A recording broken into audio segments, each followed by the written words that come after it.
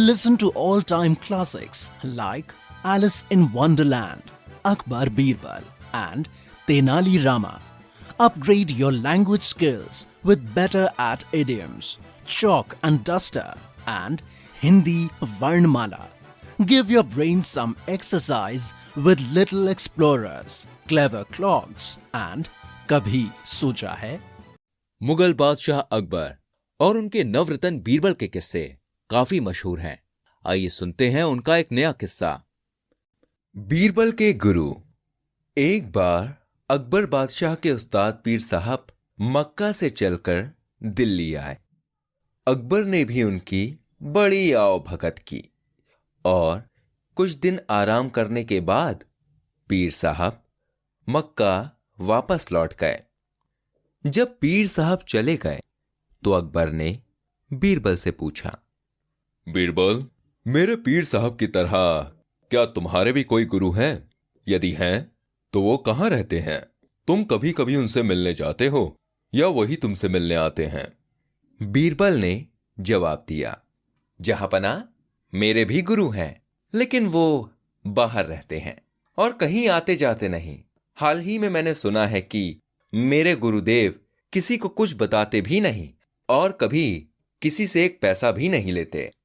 ये सुनकर बीरबल के गुरु के प्रति अकबर बादशाह के मन में श्रद्धा उत्पन्न हुई और उन्होंने बीरबल से अपने गुरु से मिलवाने का आग्रह किया। अकबर से बात करके जब बीरबल रास्ते में आए तो उन्होंने देखा कि लकड़ी बेचने वाले एक बूढ़े ने परिश्रम करके लकड़ियों का एक गट्ठर बांधा हुआ है। वो सुबह से शाम तक इधर उधर भटकता रहा, पर किसी ने भी उचित मूल्य देकर लकड़ियों का गट्ठर नहीं खरीदा। लाचार होकर वो बूढ़ा लकड़हारा गट्ठर अपने घर वापस लिए जा रहा था। पहले तो बीरबल ने उस लकड़ी बेचने वाले से लकड़ियों के उस गट्ठर का मूल्य पूछा, फिर उसे अपने घर ले आए और उससे बोले, तुम्हें देखकर मुझे ऐसा लगता है कि तुम समय के कालचक्र में फंसकर इस अवस्था में पहुंचे हो। बीरबल ने उसे अच्छे साफ सुथरे वस्त्र दिए और काली जटा इत्यादि से युक्त ब्राह्मण साधु बना दिया। उसके हाथ में रुद्राक्ष की माला भी दे दी।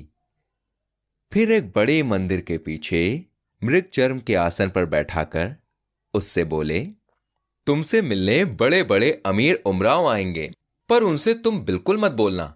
तुम्हें कितनी भी बहुमूल्य वस्तुएं वो क्यों ना दिखाएं, पर उनकी तरफ तुम आंख भी मत उठाना।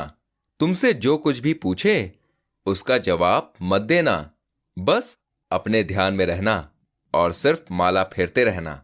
ध्यान रहे, यदि इसके अलावा तुमने कोई भी हरकत की तो तुम्हारी खैर नहीं, क्योंकि मैं तुम्हारी हरकतों को देखता रहूंगा। बूढ़े लकड़हारे ने बीरबल की बात को स्वीकार कर लिया। जब बीरबल को यकीन हो गया कि वो भली भांति ये नाटक कर सकता है, तब वह अकबर बादशाह के दरबार में गए। दरबार में उस समय सभी दरबारी उपस्थित थे। बीरबल ने अकबर बादशाह को अपने गुरु के आने की शुभ सूचना दी और कहा, पहले तो गुरुदेव ने दर्शन देने से इनकार किया, पर मेरे बहुत विनती करने पर वो पधारे हैं और मंदिर के पिछले हिस्से में आसन जमाए हुए हैं। उन्होंने आप लोगों को दर्शन देना भी स्वीकार कर लिया है, लेकिन मुझे साथ आने को मना कर दिया है। यदि मैं हट करके जाऊंगा तो हो सकता है कि वो मुझे श्राप दे दें। अतः आप और लोगों के साथ उनके दर्शन करने के लिए जा सकते हैं। बीरबल को छोड़कर अकबर बादशाह के साथ सभी दरबारी गुरुदेव के दर्शन करने के लिए गए। अकबर बादशाह ने गुरुदेव के सामने जाकर सादर मस्तक झुकाया, फिर बैठकर उनसे पूछा, गुरुजी, अपना शुभ नाम और निवास स्थान इस दास को भी बताने की कृपा करें। लेकिन गुरुदेव अकबर बादशाह की बातें अनसुनी करके अपने ध्यान में लगे रहे। अकबर बादशाह फिर से बोले, हे महापुरुष, मैं सारे हिंदुस्तान का बादशाह हूं और आपकी प्रत्येक इच्छा पूर्ण करने में मैं समर्थ हूं। आप कृपा करके एक बार मेरी ओर नजर उठाकर देख लें तो मैं अपने आप को धन्य समझूंगा। इस पर भी जब गुरुदेव ने ध्यान नहीं दिया तो अकबर बादशाह ने 10,000 रुपए मूल्य का कड़ा, जिसे वह स्वयं पहने हुए थे, उसे हाथ से उतारकर गुरुदेव के चरणों में यह सोचकर रख दिया कि लालच में शायद कुछ आशीर्वाद देकर वो इस बहुमूल्य कड़े को स्वीकार कर ले। परंतु जब नतीजा कुछ भी ना निकला तो निराश होकर अकबर बादशाह वहां से उठ खड़े हुए और बोले, जो आदमी अतिथि के साथ ऐसा व्यवहार करे उस कठोर हद से बातें करना भी मूर्खता है। उन्होंने वो कड़ा बीरबल के यहां भिजवा दिया, क्योंकि दान की वस्तु बादशाह के महल में वापस नहीं जा सकती थी। अगले दिन गुरुदेव का सारा हाल सुनाकर अकबर बादशाह ने बीरबल से पूछा, बीरबल, अगर मूर्ख मिले तो क्या करना चाहिए? बीरबल बोले, उस समय चुप रहना ही अच्छा है।